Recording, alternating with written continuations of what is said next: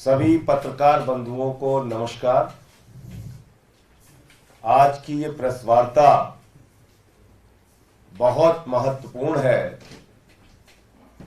इसलिए कि कैसे एक 3 बार से निर्वाचित, प्रचंड बहुमत से निर्वाचित दिल्ली के मुख्यमंत्री को देश की मोदी सरकार जेल में हिटलर शाही की तरह रखना चाहती है।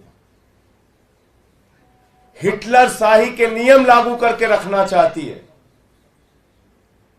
दिल्ली की तिहाड़ जेल को गैस चैम्बर में तब्दील करना चाहती है। जो न्यूनतम मानव अधिकार है किसी व्यक्ति के, जो न्यूनतम अधिकार बड़े से बड़े अधिकारियों को, अपराधियों को भी दिए गए हैं, बड़े से बड़े खूंखार अपराधियों को भी दिए गए हैं। बड़े से बड़े खूंखार अपराधी भी अपने परिवार से बात कर सकते हैं, अपने वकीलों से भी बात कर सकते हैं। वो अधिकार भी नरेंद्र मोदी जी छीन रहे हैं। और ये बात मैं इसलिए कह रहा हूं कि अभी 2 दिन पहले अपने वकील से मुलाकात की अरविंद जी ने, और उस मुलाकात के दौरान उन्होंने एक संदेश भेजा कि जो चुने हुए विधायक हैं, जिसको दिल्ली की जनता ने चुना है,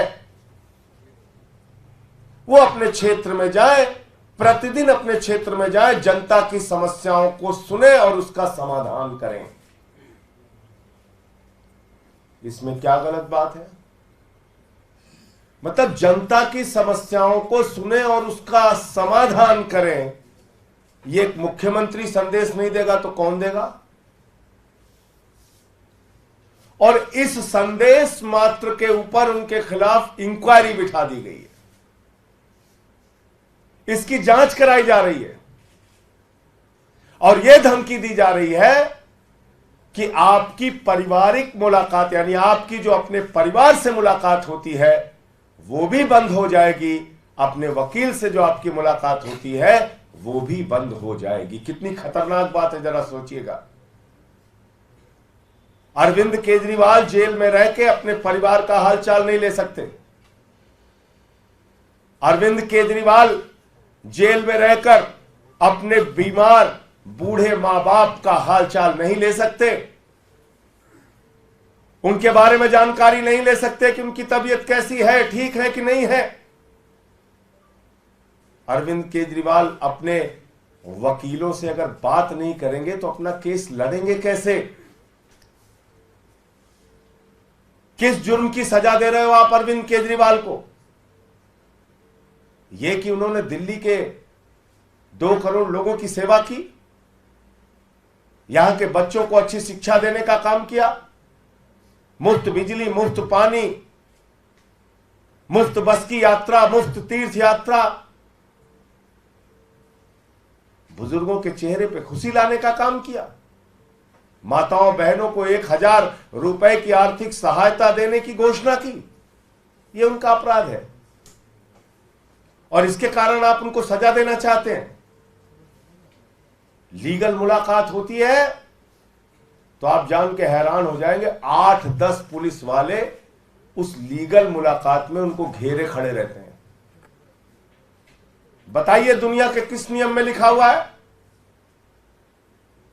वकील से अगर बात करेगा उसका मुवक्किल, तो उस दौरान उसकी बातचीत को कोई सुन नहीं सकता। यह जेल का नियम है। कहीं भी, सिर्फ दिल्ली की बात नहीं कर रहा हूं, कहीं भी वकील और जो आरोपी है उसके बीच की बातचीत को कोई सुन नहीं सकता। यह कानूनी प्रावधान है और बावजूद इसके आप 8-10 पुलिस वालों को अगल बगल खड़ा कर देते हैं। तो आप करना क्या चाह रहे हैं? क्या दिल्ली की तिहाड़ जेल को आप हिटलर के गैस चैम्बर में तब्दील करना चाहते हैं? क्या दिल्ली की तिहाड़ जेल को आप यातना घर के रूप में तब्दील करना चाहते हैं? एक मुख्यमंत्री दिल्ली की जनता की सेवा के लिए अपने विधायकों को संदेश नहीं भेज सकता कि भाई उनकी समस्याएं सुनो और समाधान करो? आप अरविंद केजरीवाल को इमोशनली तोड़ना चाहते हैं। आप अरविंद केजरीवाल को यातनाएं देकर झुकाना चाहते हैं। आप अरविंद केजरीवाल को तोड़ने की कोशिश जो कर रहे हैं वो कोशिश नाकाम रहेगी। अरविंद केजरीवाल टूटेगा नहीं, याद रखिएगा। मोदी जी याद रखिएगा, इन यातनाओं से कुछ फर्क पड़ने वाला नहीं है। अरविंद केजरीवाल टूटेगा नहीं, लेकिन इसका एक एक जवाब दिल्ली की महान जनता आपसे लेगी। दिल्ली के 2 करोड़ लोग आपसे जवाब लेंगे इसका।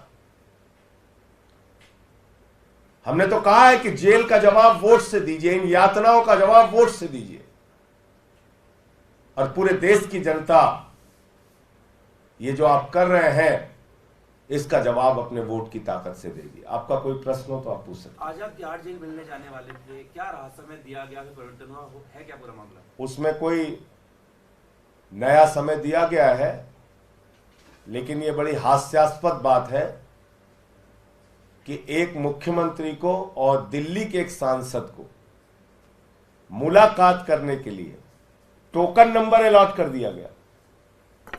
भाई टोकन नंबर जब आपने अलॉट कर दिया तो उसके बाद मुलाकात कैसे कैंसिल कर सकते हैं? टोकन नंबर तो आपने दे दिया। इसीलिए मैं कह रहा हूं, जेल के अधिकारी अपनी ओर से काम नहीं कर रहे हैं, मोदी सरकार के दबाव में काम कर रहे हैं। मोदी सरकार के दबाव में काम कर रहे हैं। तो आपने टोकन नंबर दे दिया और फिर आपने कैंसिल कर दिया। एक मुख्यमंत्री पंजाब के, एक सांसद दिल्ली के सामान्य तरीके से एक 3 बार के निर्वाचित मुख्यमंत्री से मिलना चाहते हैं। उनकी मुलाकात के लिए पहले जेल प्रशासन ने हमको टोकन नंबर अलॉट कर दिया कि आपको मुलाकात आज की तारीख में कराई जाएगी, और फिर उस मुलाकात को कैंसिल कर दिया। ये कितना बड़ा सवाल खड़ा करता है अपने बारे में, आप सोच सकते हैं? ये कितना बड़ा सवाल खड़ा करता है अपने आप में, इसका आप मूल्यांकन कर सकते हैं। जांच बिठाई जा रही है, ये कौन सी, इसके बारे में बता दीजिए। जांच की बात कहां से आई है, किस बात को लेकर के जांच और कहां से आई है? कि आपने अपने वकील के माध्यम से दिल्ली के लोगों की सेवा करने का संदेश भेजने का गुनाह कैसे कर दिया? आपके विधायक जनता के बीच में जाएं और जनता की सेवा करें और उनके समस्याओं का समाधान करें, यह संदेश देने का गुनाह क्यों कर दिया? इसके कारण से आपके खिलाफ जांच होगी और आपकी मुलाकात कैंसिल कर दी जाएगी। यह मोदी सरकार की धमकी है कि आपकी मुलाकात जो परिवार से होती है और वकील से होती है वो कैंसिल कर दी जाएगी। यानी जेल से सरकार चलाने जो आप कह रहे थे, आपको लग रहा है कि उसमें दिक्कत आ रही है अगर इस तरह जांच के आदेश दिए गए तो? अरे भाई, जो जेल के नियम के विरुद्ध आप काम करेंगे तो हम आपके बीच में बताएंगे उन सारी चीजों को, और उसकी जो कानूनी लड़ाई लड़नी है वो हमारे वकील उसके बारे में तय करेंगे। बीजेपी प्रोटेस्ट कर रही है सीएम की स्थिति। बीजेपी का ये कहना है कि जब कल हाईकोर्ट ने सारी दलीलें आपकी जो कोर्ट में देते हैं, बाहर देते हैं, जब खारिज कर दी, तो अब तो नैतिकता के आधार पर आपको इस्तीफा दे देना चाहिए अरविंद केजरीवाल। किसको? मणिपुर वाले मुख्यमंत्री को, कि अजय मिश्रा को, कि पहलवान बेटियों को जो न्याय नहीं दिया उसको? किसको इस्तीफा देना चाहिए? कि 70,000 करोड़ के सिंचाई घोटाले का जिस पे आरोप लगाया उस अजीत पवार को, छगन भुजबल को, हसन मुशर्रफ को? किसको इस्तीफा देना चाहिए? लीडर ऑफ अपोजिशन शुभेंदु अधिकारी को, कि हेमंत बिश्व शर्मा को, जिसके ऊपर शारदा स्कैम और वाटर घोटाले का आरोप लगाया? जमीन घोटाले में जो नारायण राणे शामिल है उसको इस्तीफा देना चाहिए। नैतिकता आप केजरीवाल को सिखा रहे हैं। भाजपाई, एक नंबर के बेईमान, हिंदुस्तान की सबसे भ्रष्ट पार्टी, लाखों करोड़ का चंदा और हेर फेर करने वाली पार्टी, जिन्होंने 15 लाख करोड़ रुपए पूंजीपतियों का माफ किया, जिन्होंने नोटबंदी का घोटाला किया, जिन्होंने बैंक के सेटलमेंट के नाम पे 3,53,000 करोड़ रुपए चंद पूंजीपतियों का माफ कर दिया, जिन्होंने अपने एक दोस्त के लिए, अडानी के लिए हिंदुस्तान की सारी संपत्तियां नीलाम कर दी। बिजली हो, पानी हो, सेल हो, कोल हो, रेलवे हो, एयरपोर्ट हो, पोर्ट हो, सब उसी एक व्यक्ति को दे दिया। वो हमें नैतिकता सिखा रहे हैं। हिंदुस्तान के 82 करोड़ लोग 5 किलो राशन पे जिंदा हैं, और उनका दोस्त प्रधानमंत्री नरेंद्र मोदी का पूरे देश की संपत्ति लूटेगा और 2.5 लाख करोड़ रुपए का कर्जा लेके घूमेगा। हमको नैतिकता सीखनी है भाजपाइयों से, बंगारू लक्ष्मण की पार्टी से। यह सिखाएंगे नैतिकता। उस अरविंद केजरीवाल को जिसने IRS की नौकरी को लात मार दिया, उस अरविंद केजरीवाल को यह नैतिकता सिखाएंगे जिन्होंने 49 दिन की मुख्यमंत्री की कुर्सी को लात मार दिया। 49 दिन के मुख्य, चपरासी की नौकरी कोई नहीं छोड़ता। मुख्यमंत्री बने थे पहली बार दिल्ली के, 49 दिन के बाद लात मार दिया उस कुर्सी को। आज सवाल नैतिकता का नहीं है, याद रखिएगा। बार बार मैं इस बात को कह रहा हूं, याद रखिएगा इस बात को। नैतिकता का सवाल ही नहीं है। नैतिकता का सवाल होता तो सबसे पहले कारगिल के फौजी की पत्नी, जहां पे निवस्त करके घुमाई गई, मणिपुर में दंगे हो रहे हैं 1 साल से, वहां पे इस्तीफा होता। नैतिकता का सवाल होता तो अजय मिश्रा टेनी का लड़का जो 4 किसानों को कुचल के मार देता है, उसका इस्तीफा होता। पहलवान बेटियों को न्याय मिलता। नैतिकता का सवाल होता तो, नैतिकता का सवाल होता तो चुन चुन के भ्रष्टाचारियों को अपनी पार्टी में शामिल करके मंत्री पद पे नहीं बिठा रहे होते मोदी जी। नैतिकता सिखा रहे हैं। आदर्श घोटालेबाज को आप जो है राज्यसभा में भेज के हमको नैतिकता सिखा रहे हैं भाजपा वाले। ये सवाल नैतिकता का नहीं है, मैं फिर कह रहा हूं, ये सवाल भारत के लोकतंत्र को बचाने का है। आज केजरीवाल इस्तीफा दे देंगे, आम आदमी पार्टी को खत्म कर दिया जाएगा, खत्म। सारे विधायकों को तोड़ा जाएगा, जेल में डाला जाएगा, हमारे मंत्रियों को जेल में डाला जाएगा, पंजाब के मंत्रियों को, विधायकों को जेल में डाला जाएगा, पंजाब के मुख्यमंत्री को जेल में डाला जाएगा, उनसे इस्तीफा मांगा जाएगा, स्टालिन को जेल में डालेंगे, विजयन को डालेंगे, सिद्धारमैया को डालेंगे, रेवंत रेड्डी को डालेंगे, ममता बनर्जी को डालेंगे, पूरे देश के विपक्षी पार्टियों को खत्म करेंगे, अखिलेश यादव को जेल में डालेंगे, तेजस्वी को जेल में डालेंगे। तुम्हारी चप्पल उठाने के लिए बने हम लोग? देश में दादागिरी करोगे? नैतिकता सिखा रहे हो हमें।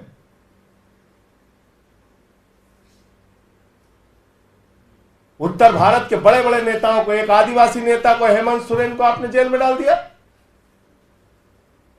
अरविंद केजरीवाल को पकड़ के जेल में डाल दिया। कल को सारे विपक्षी नेताओं को 4 फर्जी मुकदमे लगाओ, जेल में डालो, फिर नैतिकता पे बता रहे हो।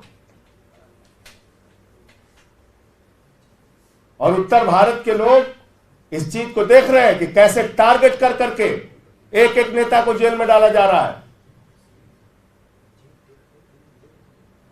हम लोग चप्पल उठाने के लिए बने हैं।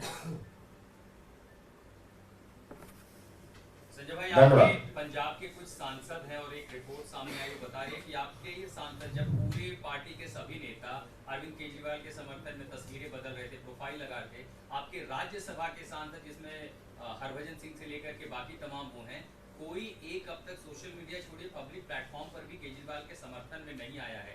क्या ये सांसद पार्टी के साथ हैं भी? उसके बारे में पार्टी अपने यहाँ बातचीत करेगी। एक आखिरी सवाल, हर तरफ सवाल भी उठ रहे हैं, बीजेपी उठा रही है, क्या दिल्ली सरकार सही तरीके से चल रही है? फॉर्मूला क्या है जिसके तहत अभी चल रही है? अरे गड़बड़ क्या है वो बताइए पहले। चलिए आपसे हम तो पूछ रहे मुख्यमंत्री कौन सा काम नहीं हुआ वो बताइए ना आप ही कह रहे हैं। सर एक चीज बात मैं ये कह रहा हूं, आप ये बताइए कि दिल्ली की जनता का कौन सा काम नहीं हो रहा है, उसका जवाब पूछिए ना। आप पूछिए ना, स्वास्थ्य विभाग का काम नहीं हो रहा है, कि बिजली विभाग का काम नहीं हो रहा है, कि फ्री बिजली बंद हो गई है यहाँ पे, कि फ्री पानी बंद हो गया है, कि फ्री माताओं बहनों की बस की यात्रा बंद हो गई है। आप पूछिए ना, बताइए, बताता हूं मैं आपको। आपको कठिनाई हो रही है सरकार चलाने में? एलजी ने पत्र लिखा है अजय भल्ला जी को, उसमें कहा एक चीज आप बताइए मुझे, जिक्र है इसमें। कठिनाइयां आप लाख पैदा करते रहिए, दुश्वारियां आप लाख पैदा करते रहिए, उन परिस्थितियों में भी हम लड़ रहे हैं ना, उनसे काम तो कर रहे हैं हम दिल्ली के लोगों का। देश में पर कैपिटा इनकम के मामले में दिल्ली सबसे अग्रणी राज्य है, अग्रणी राज्य। दिल्ली के एजुकेशन व्यवस्था की पूरी दुनिया में तारीफ होती है, दिल्ली के मोहल्ला क्लिनिक और स्वास्थ्य व्यवस्था की पूरी दुनिया में तारीफ होती है। यही मोदी सरकार की किरकिरी है आंखों की, समझ गया? संवाद हो पा रहा है? मुख्यमंत्री से संवाद जिस माध्यम से हो पा रहा है, फोन के माध्यम से, परिवार से बात अभी तक जो हो रही है, जिसकी जांच शुरू कराया है इन लोगों ने, उसमें भी अड़चन बाधा जो डालेंगे उसकी लड़ाई लड़ेंगे। काम क्या रुक रहा है जनता का, वो बताइए ना। सुप्रीम कोर्ट से आपको क्या उम्मीद है, क्योंकि जो याचिका अब सुप्रीम कोर्ट में डाली गई है कल? देखिए, पहली चीज तो कल से मैं खबर देख रहा था, ये ग्राउंड्स ऑफ अरेस्ट के चैलेंज वाली याचिका थी, लेकिन जो रेगुलर बेल की याचिका है वो याचिका अलग होती है। अब इस पर जो है सुप्रीम कोर्ट में माननीय सर्वोच्च न्यायालय के समक्ष हमारे वकील अपने दलीलों को रखेंगे, केजरीवाल साहब के जो पक्ष में बातें हैं उसको रखेंगे। कल से हमारे मीडिया के मित्र जो एक बात ये चला रहे हैं कि ये हाई कोर्ट का फैसला है, हाई कोर्ट का फैसला है, और कोर्ट के सामने तमाम तथ्य रखे गए, नहीं, कृपा करके अपने आप को सही करिए। 20,000 पन्ने अनरिलाइड अपॉन डॉक्यूमेंट में रखे हैं, 20,000 पन्ने, 20,000 पन्ने, मैं दोहरा रहा हूं आपको, 20,000 पन्ने या उससे ज्यादा डिजिटल डिवाइस को मिला लेंगे तो और ज्यादा। केस को समझिए गहराई से, क्या है केस ये। 456 गवाह है इसमें, 50,000 पेज की चार्जशीट है इसमें, 34 आरोपी है इसमें। इसकी पेचीदगियों को, जटिलताओं को समझिए, और इसके अंदर सारे कागजात और साक्ष्य कोर्ट के सामने नहीं रखे गए हैं। मैं बार बार दोहरा रहा हूं इस बात को। सेलेक्टिव तरीके से आपने कुछ बयान कोर्ट के समक्ष रखे जो हमारे खिलाफ दबाव बनाकर लिए गए, यानी कि केजरीवाल जी के खिलाफ या सिसोदिया जी के खिलाफ। मैं अपने बारे में नहीं बोल सकता हूं, नहीं बोलूंगा, लेकिन जो 20,000 पन्ने हैं उसकी सच्चाई बहुत चौंकाने वाली है। ये तो वकीलों के इंस्पेक्शन में पता चला था ना कि 12 बयान में से शरद रेड्डी ने 10 बयान में कुछ नहीं कहा केजरीवाल के बारे में। ये तो वकीलों के इंस्पेक्शन पे, कोर्ट के आदेश पे पता चला था ना कि 10 बयान में बाप बेटे ने 8 बयान में कुछ नहीं कहा केजरीवाल के लिए, मंगुंटा रेड्डी और राघव रेड्डी ने। और जैसे ही नाम लिया वैसे ही बेल हो जाती है। शराब घोटाला, कमल छाप दारू घोटाला, कमल छाप दारू घोटाला, कमल छाप दारू घोटाला भारतीय जनता पार्टी ने किया है। 60 करोड़ रुपए की मनी ट्रेल मिली है और इनके सारे शीर्ष नेताओं से पूछताछ होनी चाहिए। मैं फिर दोहरा रहा हूं, कमल छाप दारू घोटाला जो 60 करोड़ रुपए शरद रेड्डी से लिया गया है पैसा, उसकी जांच होनी चाहिए और इनके सारे शीर्ष नेताओं से ED, CBI, income tax department पूछताछ करे, छापेमारी करे और इनके खिलाफ कार्रवाई करे। आप लोग की सरकार बनी तो आप जांच कराएंगे? जब सरकार बनेगी तो क्या क्या होगा आप ही देखेंगे, हम भी यही रहेंगे, उसकी काय अभी से चिंता कर रहे हैं। इंडिया गठबंधन की सरकार बनने जा रही है, ये एक्सपोज हुए हैं, इसमें ये जांच होगी 100%। और क्या क्या होगा देखिएगा, अभी करने दीजिए बेईमानी जितनी कर पा रहे हैं भाजपाई, लेकिन कृपा करके नैतिकता वाला शब्द भाजपाइयों से मत जोड़ा कीजिए। भ्रष्टाचार के खिलाफ ये लोग बोलते हैं तो मैं फिर दोहरा रहा हूं कि ओसामा बिन लादेन अहिंसा पे उपदेश दे रहा है, ऐसा ही प्रतीत होता है। इलेक्टोरल बॉन्ड के नाम पे पैसा ले लेके ठेका देने वाली पार्टी हमसे सवाल पूछ रही है, बताइए आप। 3,08,000 करोड़ रुपए का ठेका दिया है, 3,08,000 करोड़ रुपए का। कंपनियों से चंदा लिया, रिश्वत ली और ठेका दिया। ईडी सीबीआई का छापा मारा, पैसा लिया, छोड़ दिया। धंधेबाज पार्टी है भाजपा। धन्यवाद।